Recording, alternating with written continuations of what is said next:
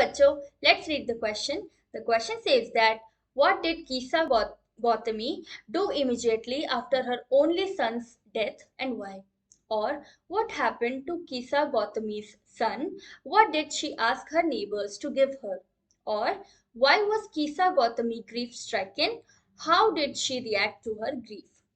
किसा गौतमी ने इमिडिएटली एकदम से क्या किया जब उसका इकलौता जो उसका बेटा था उसकी डेथ हो जाती है, और उन्होंने ऐसा क्यों किया?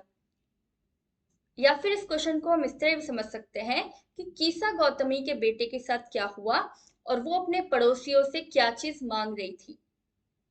या फिर इस क्वेश्चन को हम इस तरह भी समझ सकते हैं कि कीसा गौतमी दुख से क्यों ज्यादा ग्रीफ स्ट्राइकन, यानी जो बहुत ज्यादा दुखी होता है, जिसको बहुत ज्यादा दुख होता है, तो किस कारण से वो दुखी थी और उसने किस तरह से रिएक्ट किया।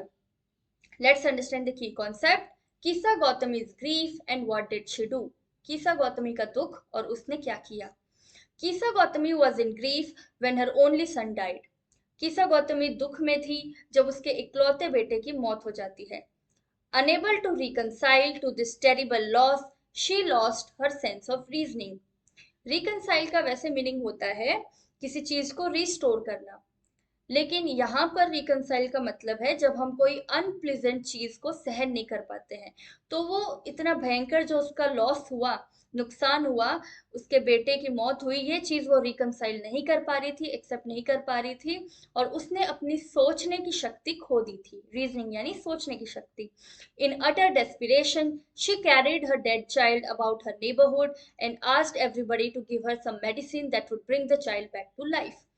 बहुत ज्यादा निराश होकर के, डेस्परेशन है, निराश होकर के वो अपने मरे हुए बच्चे को कैरी करती है, उठा के उसको, अपने मरे हुए बच्चे को उठा के लेके जाती है पड़ोस में, और सभी से पूछती है कि मुझे कोई ऐसी दवाई दे दो कि मैं अपने बच्चे को वापस जिंदा कर दूं।